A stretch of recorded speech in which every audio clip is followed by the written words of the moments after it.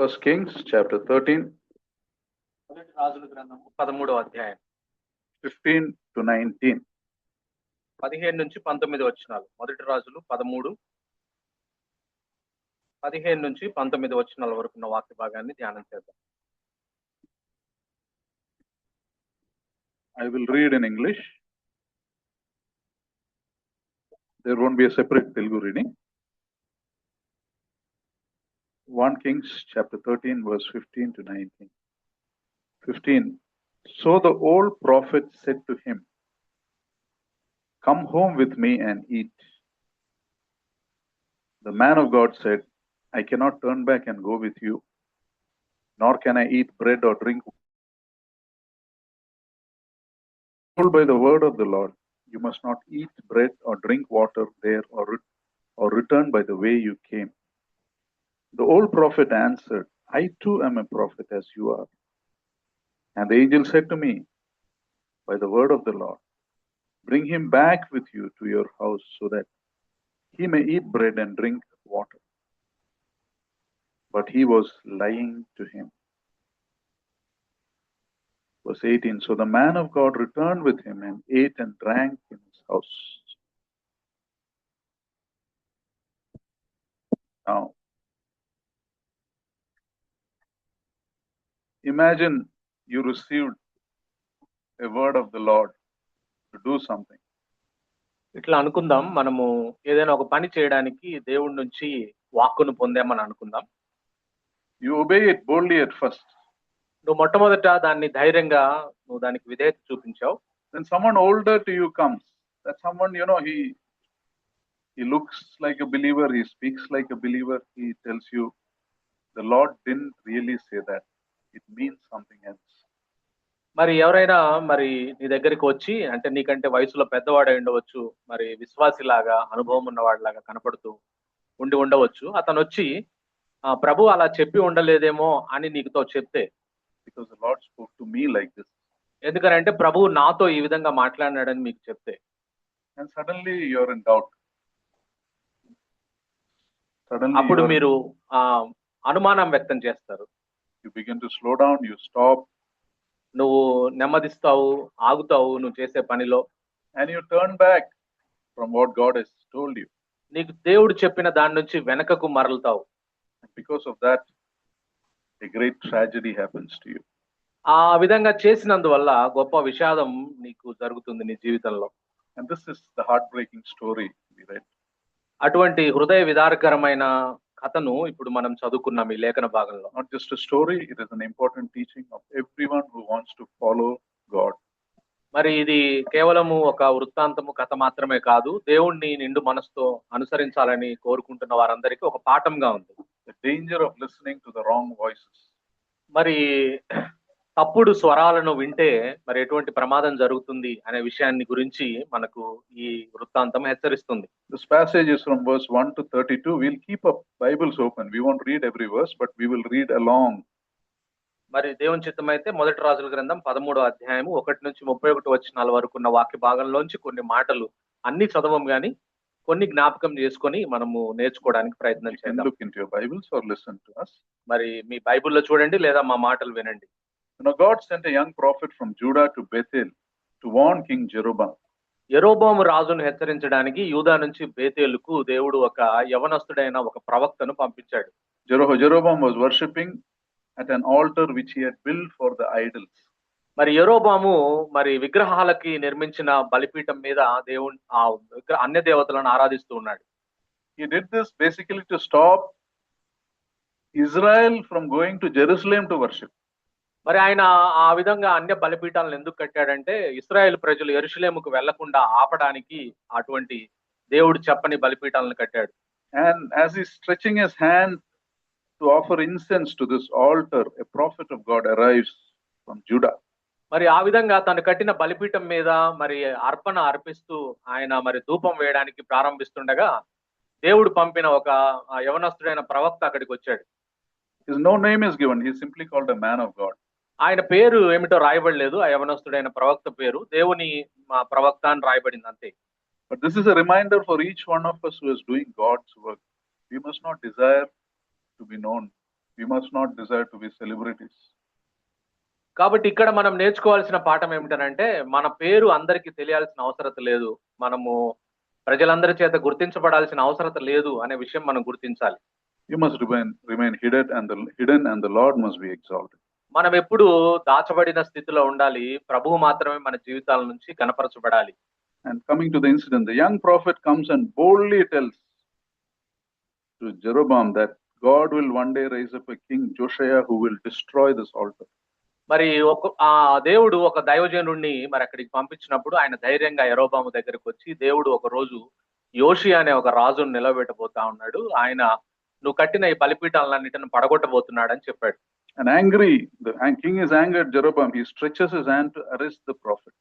మరి ఆ రాజు ఎంతో కోపోద్రికుడై మరి అతన్ని పట్టుకోండి అని చెప్పి చేయి చాపాడు. And as he did that, his hand shriveled. మరి ఆ విధంగా చెప్పినప్పుడు ఆ చెయ్యి అట్లా ఘనీభవించింది, ఆగిపోయింది. That means it became like a dead branch. అది ఒక మరి ఎండిపోయిన మరి జీవం లేని కొమ్మలాగా మారిపోయింది. You know, and as a proof that this prophet was truly from God, the altar split apart and ashes came out of it. మరి దేవుడు ఈ దైవజనుడిని అక్కడికి పంపించినాడు అనడానికి సాదృశ్యంగా మరి బలిపీఠము బద్దలయ్యి అందులోంచి ధూపం పొగ బయటకు వచ్చింది. And when this happens, Jeroboam is terrified. He begs the man of God to intercede. మరి ఇది జరగగానే యెరోబాము భయకంపితుడు అయిపోయినాడు. దైవజనుడి దగ్గరికి వచ్చి నా పక్షాన యెహోవాను వేడుకో అని చెప్పాడు. And he intercedes and the Lord restores his hand. మరి ఎప్పుడైతే ఆ దైవజనుడు మరి దేవునికి ఆ ప్రార్థన చేశాడో, విజ్ఞాపన చేశాడో యెరోబాము పక్షంగా, యెరోబామును మరలా సాధారణ స్థితికి తీసుకుని వచ్చాడు దేవుడు. Jeroboam then invites this prophet to home and offers him a reward. మరి యెరోబాము తన ఈ ప్రవక్తని లేదా దైవజనుడిని తన ఇంటికి పిలిచి ఆయనకు ఒక బహుమతి ఇవ్వాలని చూశాడు. The prophet refused and says, God has commanded me not to eat or drink anything in this place. అయితే ఆ దైవజనుడు చెప్పిన మాట ఏమిటనంటే, దేవుడు నేను మీ ఇంటికి రాను, మీ ఆతిథ్యం స్వీకరించను, ఎందుకంటే ఏం అన్నపానాలు పుచ్చుకోవద్దని దేవుడు నాకు సెలవిచ్చాడని చెప్పాడు. Not only that, God told, do not return the same way you came. అంత మాత్రమే కాదు, దేవుడు నాతో చెప్పిన మాట ఏమిటనంటే, నువ్వు వెళ్ళిన మార్గంలో మరలా తిరిగి రావద్దు, వేరే మార్గంలో రా అని చెప్పాడు. So the prophet goes by another way. ఆ విధంగా ప్రవక్త తను వచ్చిన మార్గంలో కాకుండా వేరే మార్గంలో వెనుదిరిగాడు. So here the story takes a tragic turn. ఇక్కడ ఒక విషాదకరమైన మరి మలుపు తీసుకుంది ఈ కథ. In Bethel there lived an old prophet. బేతేల్లో ఒక వృద్ధ ప్రవక్త ఒక ఆయన ఉండేవాడు. That means he was a man who at least in the past had spoken on behalf of God to the people. మరి గతంలో ఆయన దేవుడి పక్షాన ప్రజలతో మాట్లాడిన వ్యక్తిగా ఉన్నాడు. But now he seems to have become casual in his relationship with God. అయితే ఈయన ఇప్పుడైతే దేవునితో తనకున్న సంబంధంలో చాలా ఉదాసీనంగా ఉంటున్న వ్యక్తిగా మారిపోయాడు. And his sons come and tell him about this man of God who did this miracle. మరి ఈ ప్రవక్త యొక్క, ఈ వృద్ధ ప్రవక్త యొక్క మరి ఆ కుమారులు మరి ఈ వృద్ధ ప్రవక్తకి ఇక్కడ యెరోబాము దగ్గర జరిగిన సంఘటన విషయాలన్నిటిని చెప్పారు. He gets on his donkey and goes in search of him. మరి అప్పుడు ఈ వృద్ధ ప్రవక్త వయసులో పెద్దవాడైన ఆయన ఒక గాడిద మీద ఎక్కి ఈ ప్రవక్తని, ఈ దైవజనుడిని కనుక్కోవడానికి వెళ్ళాడు. And he finds him resting under a tree and he invites him to his house. మరి ఆ విధంగా మరి ఆ దేవుని చేత పంపబడిన దైవజనుడిని కలుసుకొని ఒక చెట్టు కింద ఉన్నప్పుడు కలుసుకొని తన ఇంటికి ఆహ్వానించాడు ఆ దైవజనుడిని. Again this young prophet repeats God's command. మరి వెంటనే ఆ యవనస్తుడైన ప్రవక్త దేవుడు తనకి ఏం ఆజ్ఞాపించాడో ఆ ఆజ్ఞను తెలియజేసినాడు. And then this old prophet lies to him. అప్పుడు ఈ వృద్ధ ప్రవక్త మరి ఆయనతో అబద్ధం ఆడుతూ ఉన్నాడు. That is what we read. అది మనం చదువుకున్నాం. He said an angel of the Lord came to him. He said it was okay. You can go and eat with him. కాబట్టి నాకు మార్గమందు యెహోవా వాక్కు దూత చేత పంపబడింది. దూత చెప్పాడు నాకు, కాబట్టి నిన్ను అన్నపానాలు పుచ్చుకోమన్నాడు, కాబట్టి వచ్చి అన్నపానాలు పుచ్చుకో అని చెప్పాడు. And this man of God believes and goes with him. అప్పుడు ఈ దైవజనుడు, యవనస్తుడైన దైవజనుడు నమ్మాడు ఆ మాటలు, ఆయనతో పాటు వెళ్ళాడు. He must have thought he's a senior prophet. He may be knowing something, I don't know. మరి ఈయనకి నాకు తెలియని విషయాలు ఏమన్నా తెలుసున్నాయేమో, దేవుడు ఈయనతో నిజంగా మరలా సందేశం పంపించాడేమో అని అనుకున్నాడు ఈయన, ఈ యవనస్తుడైన దైవజనుడు. It was a trap of Satan. మరి ఇది అపవాది యొక్క ఉచ్చు అనే విషయాన్ని గ్రహించలేకపోయాడు. They share a meal. వారిద్దరు కలిసి భోజనం చేశారు. The trap is closed. మరి వెంటనే ఉచ్చు బిగించబడింది. In the middle of the meal, the spirit of the Lord comes on the old prophet and he tells the truth. మరి అప్పుడు వారు భోజనం చేస్తూ ఉండగా ఈ యొక్క వృద్ధ ప్రవక్త మీదికి మరి దేవుని ఆత్మ వచ్చి అప్పుడు సత్యం మాట్లాడడం ప్రారంభించాడు. He అంతకుముందు said, అబద్ధం చెప్పిన ఆయన. he said, you have gone against the word of God and therefore you will die. నువ్వు దేవుని వాక్కుకు విరోధంగా వెళ్ళావు కాబట్టి నువ్వు చనిపోబోతున్నావు అని చెప్పాడు. Maybe you would have been shocked. This young man of God, he mounts his donkey and goes home. మరి ఆయన గాడిద మీద ఎక్కి మరి ఆయన ఇంటికి వెళ్ళడానికి ప్రయత్నం చేశాడు. On his journey back, a lion attacks and kills him. మరి ఆ విధంగా ఆయన వెనక్కి తిరిగి ప్రయాణం చేస్తున్నప్పుడు ఒక సింహము ఆయన మీద దాడి చేసి ఆ దైవజనుడిని, యవనస్తుడైన దైవజనుడిని చంపేసింది. The lion does not attack the donkey, lion does not attack anyone, and the lion does not eat the body also. మరి ఆ విధంగా సింహం అక్కడికి వచ్చి ఆ సింహము గాడిదను ఏమీ చేయలేదు, ఆయన ప్రయాణిస్తున్న గాడిదను. ఆ తర్వాత ఆ చుట్టుపక్కల ఉన్న ఎవరైనా ఉంటుంటే వాళ్ళని కూడా ఎవరిని ఏం చేయలేదు. ఈ దైవజనుడిని కూడా చంపేసింది అంతే, దాన్ని ఏం తినలేదు, ఆయన తినకుండా చంపేసింది అంతే. You know, this is one of the strangest scenes in the Bible. బైబిల్లో ఉన్న ఒక మరి ఆశ్చర్యాన్ని కలిగించే ఒక అనేక సంఘటనలో ఇది ఒక సంఘటన. And it was to show clearly that this was not an accident, it is an act of God. మరి ఈ విధంగా సింహం వచ్చి ఆయన కేవలం చంపడమే, తినకుండా ఉండడం, గాడిదను ఏమి చేయకుండా ఉండడం చూస్తే ఇది దేవుడి కార్యమే తప్ప ఇది ఏదో ప్రమాదవశాత్తు జరిగింది కాదు అనే విషయం అర్థమవుతుంది. When the people of the town saw the body, the donkey and the lion standing beside it, they reported it. They reported it back in the village. మరి వారు అక్కడికి వచ్చిన ప్రజలు చూశారు, అక్కడ ఒక గాడిద ఉండడం, పక్కన ఒక శవము, ఈ దైవజనుడి శవం ఉండడం, పక్కన సింహం ఉండడం, ఇవన్నీ చూసి వారు వెళ్లి గ్రామంలో ఈ విషయాన్ని చెప్పారు. The old prophet heard this. He immediately went there. మరి అప్పుడు ఆ వృద్ధ ప్రవక్త విని వెంటనే అక్కడికి వెళ్ళాడు. He picked up the young man's body, he mourned deeply and buried him in his own tomb. ఆ వృద్ధ ప్రవక్త వెళ్ళి మరి ఎంతో బాధపడ్డాడు, దుఃఖపడ్డాడు. ఆ గాయపడిన ఆ ప్రవక్త, ఆ చనిపోయిన ప్రవక్త యొక్క శవాన్ని తీసుకొని వచ్చి తన సొంత సమాధిలో మరి ఆయన పాతి పెట్టాడు. Why did he do that? He lied to him, right? మరి ఎందుకు ఆ విధంగా చేశాడు? ఈయనే కదా అబద్ధం ఆడింది, ఆ ప్రాణం పోవడానికి కారణమైంది. Maybe it is the beginning of revival for him. మరి బహుశా తన జీవితంలో, ఈ వృద్ధ ప్రవక్త జీవితంలో ఉజ్జీవానికి అది ఆరంభం కావచ్చు. Because he even told his sons, when I die, bury me beside him. కాబట్టి ఎందుకంటే ఆ వృద్ధ ప్రవక్త తన కుమారులతో చెప్పిన మాట ఏమిటనంటే, నేను చనిపోయినప్పుడు ఈ యవనస్తుడైన ఈ దైవజనుడి పక్కన నన్ను పాతి పెట్టండి అని చెప్పాడు. So that's the story. ఇది వృత్తాంతం, కథ. And what are the lessons we can learn through this incident? There are some important lessons we need to learn. కాబట్టి ఈ వృత్తాంతంలోంచి, ఈ కథలోంచి మనం కొన్ని ప్రాముఖ్యమైన పాఠాలు మనం నేర్చుకుందాం. First lesson. మొట్టమొదటి పాఠం. The word of the Lord, that phrase appears about 11 times in this chapter. యెహోవా వాక్కు అనే మాట ఈ అధ్యాయంలో 13వ అధ్యాయంలో 11 సార్లు కనపడుతుంది. You know, what is the thought there? ఇక్కడున్న ఆలోచన ఏమిటి? It is emphasis. The issue, this happened not because of lack of knowledge. This happened because of failure to obey knowledge. కాబట్టి ఇక్కడ యెహోవా వాక్కు అని 11 సార్లు ఇందులో రాయబడింది. ఇక్కడ విషయం ఏమిటనంటే దేవుని వాక్యానికి సంబంధించిన జ్ఞానం లేకపోవడం కాదు ఇక్కడ, అయితే దేవుని వాక్యానికి విధేయత చూపించకపోవడం అనేది ఇక్కడ సమస్య. God spoke clearly. దేవుడు స్పష్టంగా మాట్లాడాడు. The young prophet understood perfectly. ఆ దైవజనుడు, యవనస్తుడు మరి చక్కగా, అద్భుతంగా దాన్ని మరి అర్థం చేసుకున్నాడు. But he allowed another voice, an older voice, maybe a spiritual voice, to overrule God's voice. అయితే తను యెహోవా వాక్కు కాకుండా మరి ఒక వృద్ధ ప్రవక్త యొక్క వాక్కుకు ఆయన తను అప్పగించుకున్నాడు. That brings us to the second lesson. అది రెండవ పాఠానికి మనం తీసుకొని వస్తుంది. The young prophet forgot one foundational principle in spiritual life. ఆత్మీయ జీవితంలో ఒక పునాది లాంటి ఒక సూత్రాన్ని మరి యవనస్తుడైన దైవజనుడు మరి ఆయన మర్చిపోయాడు. And that is, God never contradicts his word.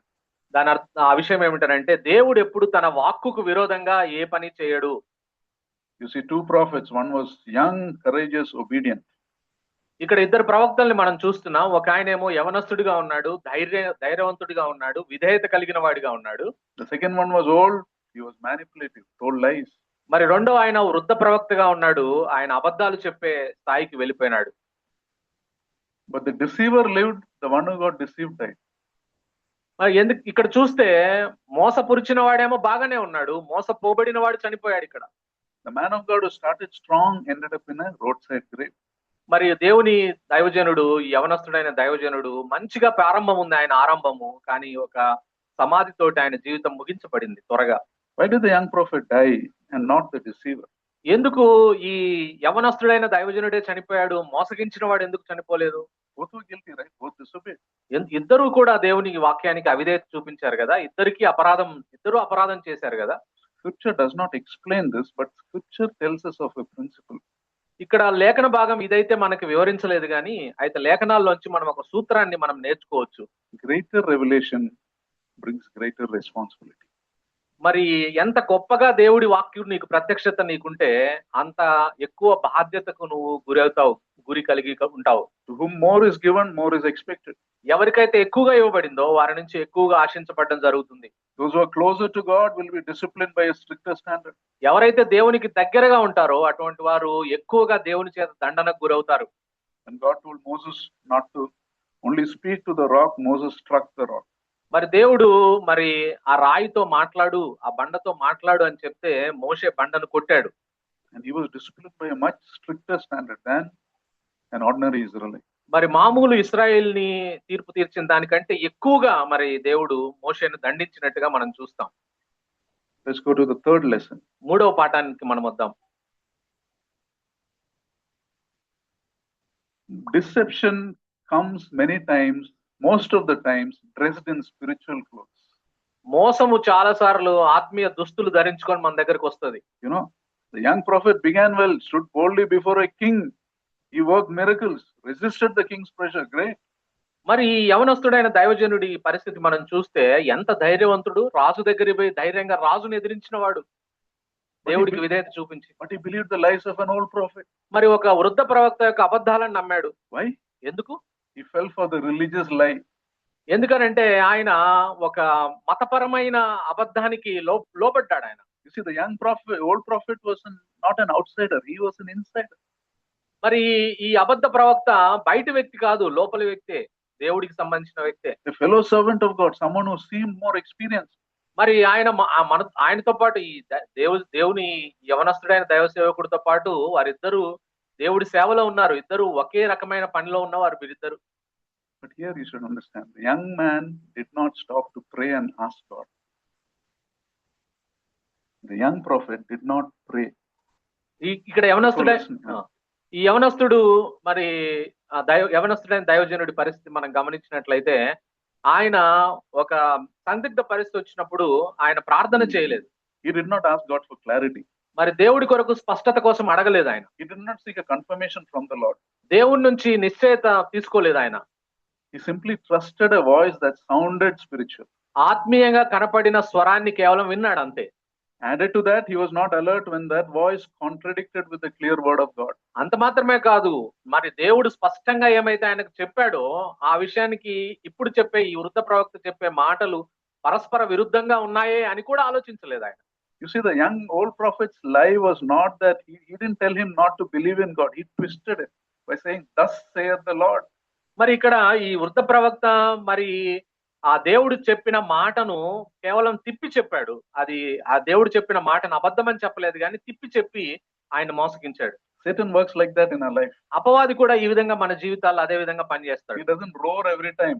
ప్రతిసారి గర్జిస్తూ రాడు మన దగ్గరికి. He whispers as a friend. ఒక స్నేహితుడిలాగా మన చెవులో గుసగుసలాడతాడు. Remember Eve in the garden? మరి ఆదాము అవ్వ దగ్గర ఏదైనా వనంలో ఏం చేశాడు ఆయన? Serpent quoted the word of God. మరి అపవాది మరి సర్ప రూపంలో వచ్చి మరి ఆయన సర్పంలో ప్రవేశించి వచ్చి ఆయన దేవుడి వాక్యాన్నే మరి వారికి గుర్తు చేశాడు. With a deviation. ఆ దేవుడి వాక్యాన్ని వక్రీకరించి చెప్పాడు. She fell for it. అప్పుడు ఆమె మరి పడిపోయింది ఆ శోధనలో. This old prophet will come in our own lives and whisper something. కాబట్టి ఈ వృద్ధ ప్రవక్తలు మన జీవితాల్లో కూడా వస్తారు, మన చెవుల్లో గుసగుసలాడతారు వచ్చి. Why you want to disturb your comfort? It's okay to bend the rules a little. కాబట్టి ఎందుకు నువ్వు అసౌకర్యంగా ఉన్నావు, కొంచెం సౌకర్యం చేసుకో, కొంచెం దేవుడు చెప్పిన మాటల్లో సౌకర్యాన్ని కలుగ చేసుకోవడానికి ప్రయత్నం చేయని చెప్తాడు గుసగుసలాడు. Voice can come from a good close friend of yours. నీకు మంచి దగ్గర స్నేహితుల దగ్గర నుంచి కూడా అపవాది నీ చెవులో గుసగుసలాడగలడు? Who's not walking closely with God? You ఎందుకు? are closer. He's not so close, he or she. But ఆయన you listen. నువ్వు దేవునికి దగ్గరగా జీవిస్తూ ఉండుంటావు. కానీ ఆ విధంగా దేవుడికి దగ్గరగా లేని వ్యక్తులు వచ్చి చెప్తే వాళ్ళ మాటలు మనం వింటూ ఉంటాం. They give a practical advice. వారు ఒక అభ్యాసపూర్వకమైన ఒక సూచన సలహాలు మనకు మంచిగా ఉన్నట్టు అనిపించే సలహాలు ఇస్తారు.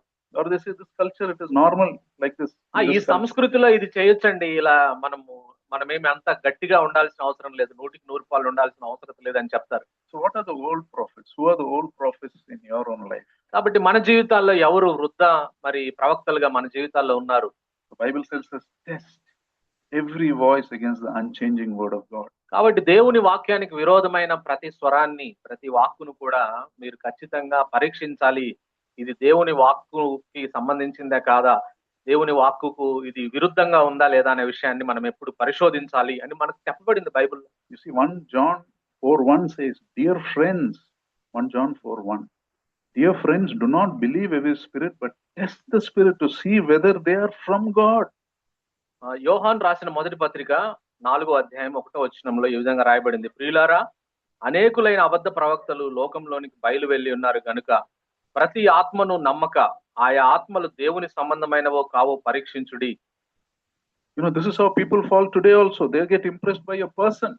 మరి ఈ రోజుల్లో చాలా మంది మనుషులతో చేత మరి ఆకర్షితులు అవుతా ఉన్నారు. మనుషులకు విపరీతంగా లోనవుతున్నారు. There are many Christians who are very disciplined about religious things. They come on time, they sing faithfully, they do everything faithfully. చాలా మంది విశ్వాసులు ఈ రోజుల్లో కూడా సమయానికి వస్తారు, మంచిగా పాటలు పాడతారు, దేవునికి ఇవ్వాల్సిన ఇస్తూ ఉంటారు. But they blindly follow what the pastor says, even when that contradicts with God's word. దేవుని వాక్యానికి విరోధంగా చెప్పే మరి కాపరుల బోధలను విని వాళ్ళ మాటలు, అది దేవుని వాక్యానికి విరోధంగా కాపరులు బోధిస్తున్నా కానీ కూడా ఈ కాపరి చెప్పాడు కదా, మా కాపరి చెప్పాడు కదా అని చెప్పి దానికి విధేయత చూపిస్తూ ఉంటారు. They don't realize that pastor or whoever would have fallen before God long time back. మరి వారు ఆ పాస్టరో లేకపోతే ఆ కాపరో వాళ్ళు చాలా కాలం క్రితమే దేవుని దగ్గర నుంచి దేవునికి దూరంగా ఉంటున్నారు, పడిపోయారు వారి ఆత్మీయ జీవితంలో అనే విషయం వాళ్ళకి తెలియదు. విశ్వాసం, You may be knowing more about God than him, God's ways. దేవుడి మార్గాలు ఆయన కంటే నీకెక్కువ తెలిసి ఉండవచ్చు. Now, if you examine the stories of fallen Christian leaders, మరి పడిపోయిన క్రైస్తవ నాయకుల కథలను గనక మనము పరీక్షిస్తే, పరిశీలనగా చూస్తే, I was shocked to hear one of the persons I knew has fallen into sin. నాకు తెలిసిన ఒక వ్యక్తి మరి He's a pastor. ఆయన ఒక కాపరిగా ఉన్నాడు. ఆయన పాపంలో పడిపోయిన విషయం నిజంగా నన్ను కలవరపరిచింది. If you see the fallen Christian leaders, there are two reasons why they fall. క్రైస్తవ నాయకులు లేదా కాపరులుగా ఉన్నవారు పడిపోవడానికి 2 కారణాలు ఉంటాయి. One is financial mismanagement. ఒకటి, మొట్టమొదటిది ఆర్థిక పరమైన అవకతవకలు. Second, sexual misconduct. రెండవది మరి సెక్స్ కు సంబంధించిన మరి వారి దుష్ప్రవర్తన, Wrong relationships within the church. మరి సంఘంలో కూడా మరి వారు తప్పుడు సంబంధాలు కలిగి ఉన్న వారుగా కొంతమంది ఉన్నారు. You know what is even more tragic? Both these things they try to cover up with the members who are supporting them. ఈ 2 పాపాలు కూడా వాళ్ళు ఏం చేస్తారో తెలుసా? ఎవరైతే సంఘంలో వాళ్ళకు మద్దతు తెలుపుతారో వారి మద్దతుతో వాటిని అధిగమించడానికి ప్రయత్నం చేస్తారు. You know, they are people who are loyal to the pastor and not to the Lord. చాలా మంది సంఘాల్లో కొంతమంది ఎలా ఉంటారంటే విశ్వాసులు దేవునికి నమ్మకంగా ఉండరు, పాస్టర్కి నమ్మకంగా, సంఘ కాపరికి నమ్మకంగా ఉండడానికి ప్రయత్నం చేస్తుంటారు. And all those people will one day hear those terrible words, I never knew you. You thought you were working for church. But that word they will hear. ఈ విధంగా మరి చేస్తున్న వాళ్ళందరూ భవిష్యత్తులో ఒక రోజు వినబోతా ఉన్నారు ఒక మాట, ఏమిటనంటే నేను మిమ్మల్ని ఎరగను, మీరెవరో నాకు తెలియదు అనే భయంకరమైన మాటలు భవిష్యత్తులో వినబోతున్నారు ఈ విధంగా చేసేవారంతా. Each one of us, we must examine. We think we are working for God, but are you working for your leaders and working against God? మరి మనము దేవుని కొరకు పనిచేస్తున్నాము, దేవుని కొరకు నిలబడుతున్నాము అనుకుంటున్నామా? మనందరం పరిశీలన చేసుకోవాలి. మనం దేవునికి నమ్మకంగా ఉన్నామా, నాయకులకు కాపరులకు నమ్మకంగా ఉన్నామా అనే విషయాన్ని మనం పరిశీలన చేసుకోవాలి. Sometimes there will be 2 groups fighting each other. None of them will ask, what does God want from this? God wants us to behave like this. కొన్ని సంఘాల్లో 2 గ్రూపులుగా ఉండి మరి ఒకళ్ళ మీద ఒకళ్ళు మరి దాడులు చేసుకోవడానికి లేదా ఒకళ్ళ మీద ఒకళ్ళు ఫిర్యాదులు చేసుకోవడానికి ప్రయత్నం చేస్తూ ఉంటారు. కానీ ఈ 2 గ్రూపుల వాళ్ళు దేవుడు మమ్మల్ని ఏం చేయాలని కోరుకుంటున్నాడని మాత్రం ఆలోచించరు. You know, we must be very clear. Our loyalty is not to people. Our loyalty is not to church. Our loyalty is to the Lord and Lord alone. ఒక్క మాట స్పష్టంగా మీకు చెప్పాలనుకుంటున్న విషయం ఏమిటనంటే, మనం ఎప్పుడు సంఘానికి లేదా సంఘ నాయకత్వానికి కాదు మనం మనము నమ్మకంగా ఉండాల్సింది దేవుడికి మాత్రమే మనం నమ్మకంగా ఉండాలి. Now it is okay to obey the leaders who are in the Lord. It is okay to respect them. It is okay to be a blessing to them. But loyalty to leaders can never be at the cost of loyalty to God.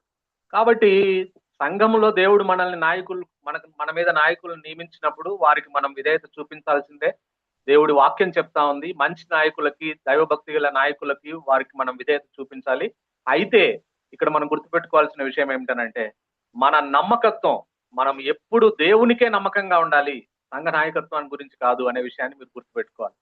This is very careful. If you don't, we shouldn't listen to the wrong voices. కాబట్టి మనము తప్పుడు స్వరాలకి, ప్రభు స్వరం కానీ తప్పుడు స్వరాలని మనం వినే విషయంలో బహు జాగ్రత్త కలిగి ఉండాలి. You may be a person who married you, you may be a person who baptized you, you may be a person whom your father or mother attended or a grandfather also attended that church. But our loyalty is to the Lord. ఆ సంఘ కాపరి నీకేమైనా నీ పెళ్లి చేసి ఉండవచ్చు, లేదా ఆయన నీకు బాప్తిసం ఇచ్చి ఉండవచ్చు, లేదా మీ నాన్న మీ ముత్తాతలు కూడా అదే సంఘానికి వెళ్ళి ఉండవచ్చు. కానీ మనము వాళ్ళ మాటలు కాదు మనం వినాల్సింది, ప్రభు మాటలు వినాలి. ప్రభువుకి మనం నమ్మకంగా ఉండాలి. తప్పుడు స్వరాలను గుర్తించాలి మనం. One more thought before we close. ముగించక ముందు ఇంకొక ఆలోచన మీకు చెప్పాలనుకుంటున్నాను. Both the prophets, old and young, both failed to obey God's word, right? ఈ యవనస్తుడైన దైవజనుడు, ఆ తర్వాత ఈ వృద్ధ ప్రవక్త, ఇద్దరు కూడా దేవుని వాక్యానికి విధేయత చూపించడంలో విఫలమైపోయారు. But there is another one who obeyed God perfectly. ఇంకొక వ్యక్తి ఉన్నాడు, అయితే ఆయన మరి దేవుడి వాక్యానికి సంపూర్ణంగా విధేయత చూపించాడు. Who was that? ఎవరతను? The lion. సింహం. Another person కాదు. The lion did not overreact. It just killed the prophet. It did not harm the donkey. It did not harm any people. Did not eat the body. కాబట్టి ఈ మొత్తం వృత్తాంతంలో మరి దేవునికి సంపూర్ణ విధేయత చూపించింది ఎవరంటే సింహము కదా. ఆ సింహము గాడిదను ఏమి చేయలేదు, మరి ప్రవక్తను చంపి తినలేదు, కేవలం దేవుడు చుట్టూ ఉన్న వారికి కూడా ఎవరికి హాని చేయలేదు. Going against his natural instinct to obey the word of God with precision. మరి ఇక్కడ మనం చూస్తే వాస్తవంగా సింహాలు మరి ఎవరిని చంపి మరి దగ్గర ఉంటే ఊరుకో తినేస్తాయి, కానీ దేవుడి వాక్యానికి సంపూర్ణ విధేయత చూపించింది ఆ సింహం. ఏం చేయమన్నదో ప్రభు అదే చేసింది అంతే. మరి దేవుడి ప్రవక్తల కంటే ఎక్కువగా సింహము దేవునికి విధేయత చూపించింది. అదే ఈ కథలో మరి విషాదకరమైన విషయం. Two men of God disobeyed, but the wild beast obeyed perfectly. మరి ఇద్దరు దైవజనులు దేవుడి వాక్యానికి అవిధేయత చూపించారు, కానీ ఒక క్రూర జంతువు దేవుడి వాక్యానికి, దేవుడి మాటకు సంపూర్ణ విధేయత చూపించాడు. Put it differently, two God appointed people lost the way. The lion shows them the way. మరి ఇద్దరు దైవజనులు మరి తమ మార్గాన్ని కోల్పోయారు, కానీ ఒక క్రూర జంతువు దేవుడి మార్గం ఏమిటో చూపించింది. Creation remembers. మరి సృష్టి మనకు ఆ విధంగా గుర్తు చేస్తా ఉంటుంది. We forget, creation remembers. మరి మనం ఏదైనా మర్చిపోతే సృష్టి మనకి ఆ విషయాన్ని గుర్తు చేస్తూ ఉంటుంది. What is that? అదేంటి? When God speaks, your only job is to do that exactly. Don't think of anything else. కాబట్టి ఏదైనా దేవుడు నీతో మాట్లాడి నీకు చేయమంటే నువ్వు అదే చేయాలి, ఇంకా వేరే విషయం గురించి ఆలోచించవద్దు. నువ్వు చేయవలసింది అది మాత్రమే. In this world of many voices, you hear many voices, spiritual voices, influential voices, religious voices. ఈ లోకంలో మనము అనేక స్వరాలు మనం వింటూ ఉంటాం. మరి ఈ లోకంలో అనేక స్వరాలు మనకు వినపడతా ఉంటాయి. ఆత్మీయపరమైన స్వరాలు వినపడతా ఉంటాయి. అదేవిధంగా మతపరమైన స్వరాలు మనం వింటూ ఉంటాం. అనేక స్వరాలను మనం వింటూ ఉంటాం. If you don't want to be misled, listen to the voice of the Lord alone.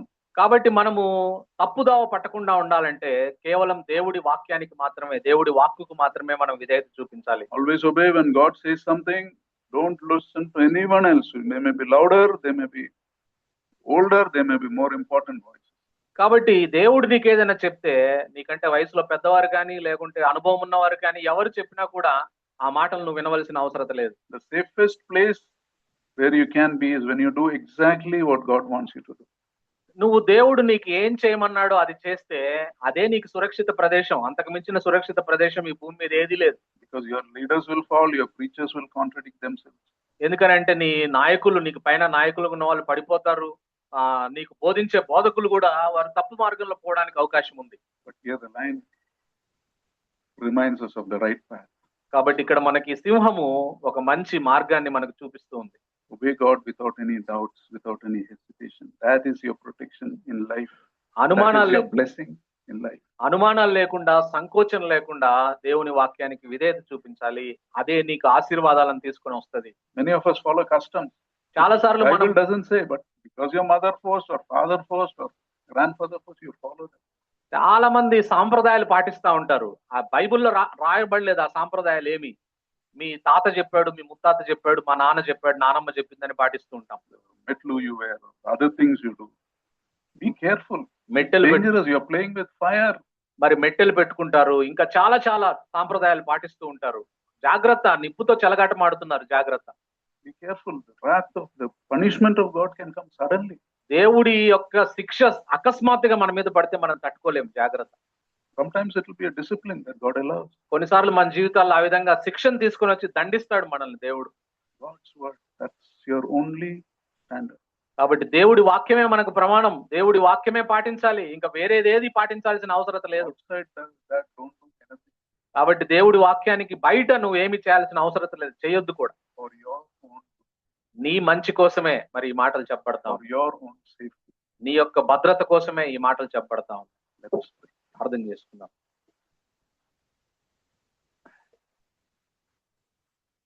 ప్రభువా, ప్రేమగల తండ్రి, నీకు వందనాలు, స్తుతులు, స్తోత్రాలు చెల్లిస్తున్నాం. నీ దాసుని నిలవబెట్టి సూటిగా స్పష్టంగా మీరు మాతో మాట్లాడినారు నాయన, నీకు వందనాలు. అవును నాయన, ఈ లోకంలో మేము నీ స్వరాన్ని మాత్రమే, నీ వాక్కుకు మాత్రమే విధేయత చూపించాలి. అలా మేము నీ వాక్కుకు విధేయత చూపించట్లో మేము విఫలమైతే ఎంతటి గొప్ప విషాదాన్ని మా జీవితాల్లో మూట పెట్టుకోవాల్సి వస్తుందో ప్రభా, మీరు మాకు గుర్తు చేసిన విధానాన్ని బట్టి వందనాలు, స్తుతులు, స్తోత్రాలు చెల్లిస్తున్నాం. అవునైనా, నీ వాక్యానికి బయట ఏది అనుసరించాల్సిన అవసరం లేదు అనే విషయాన్ని గుర్తు చేసినారు. అవునైనా, కొన్ని సాంప్రదాయాలు మూర్ఖంగా పాటిస్తూ ఉంటాం, ఎందుకు చేస్తున్నామో తెలియదు, ఎవరో చెప్పారని మేము పాటించే వారంగా ఉంటాం. అలా చేయడం మరి నిప్పుతో చెలగాటమాడమే అనే విషయాన్ని మీరు మాకు గుర్తు చేసినారు. మీకు వందనాలు, స్తుతులు, స్తోత్రాలు. అవునైనా, నీ వాక్యానికి విరోధమైనవన్నీ మా పీసెంట్ చర్చ్ ఫెలోషిప్ చర్చిలో ఉన్న విశ్వాసులు అందరి జీవితాల నుంచి దూరం అవును గాక. కృప చూపించండి, సహాయం చేయండి. అట్టి సంపూర్ణ విధేయతను నీ వాక్కుకు మేము చూపించే వారంగా ఉండడానికి కృప చూపించండి. నీ స్వరాన్ని మేము వివేచన కలిగి గ్రహించే వారంగా, ఇతరుల స్వరాలని లేకుంటే అన్య స్వరాల్ని మేము పట్టించుకోని వారంగా వాటికి మేము ఈల్డ్ అవ్వకుండా ప్రభా మీరు మాకు సహాయం చేయండి. ఆ విధంగా కేవలం మీరు చూపించిన మార్గంలో మేము వెళ్ళడానికి సహాయం చేయండి. అవునైనా, ఆ సింహము మాకు మాదిరిగా ఉంది ప్రభా. నువ్వు ఏం చేయమన్నావో అది మాత్రమే చేసి అక్కడ నిలబడింది ప్రభా. ఎంత గొప్ప విధేయత! అటువంటి విధేయతలోనికి, సంపూర్ణ విధేయతలోనికి మమ్మల్ని నడిపించండి. విధేయత ద్వారా ఆశీర్వదించబడతామని మీరు గుర్తు చేసినారు. మీకు వందనాలు. మా వ్యక్తిగత మేలు కొరకు ప్రభా మరి ఇటువంటి దివ్యమైన సందేశాన్ని ఉదయకాలం మాకు వినిపించినందుకు మీకు లెక్కలేని స్తుతులు, స్తోత్రాలు, వందనాలు తెలియజేస్తూ ఈ విధంగా నీ వాక్యానికి సంపూర్ణ విధేయత చూపించే కృప మా ఇళ్ళలో విస్తరింపచేయమని అడుగుతూ సమస్త ఘనత, మహిమ, ప్రభావాలు మీకు ఆరోపిస్తూ ఇక్కడున్న బిడ్డలందరినీ జ్ఞాపకం చేసుకోమని, మేమందరం నీ సారూప్యతలోనికి ఎదగడానికి సహాయం చేయమని అడుగుతూ సమస్త ఘనత, మహిమ, ప్రభావాలు మీకు ఆరోపిస్తూ మా ప్రభువును మీ ప్రియకుమారుడైన యేసుక్రీస్తు పుణ్యనామం మిక్కిలి వినయముగా బతిమాలి ప్రార్థిస్తున్నాను తండ్రి. ఆమేన్. Now to him who is able to keep you from falling and present you before his glorious presence without fault and with great joy, to the only God our Savior, be glory, majesty, power and authority to Jesus Christ our Lord before all ages, now and forever. Amen.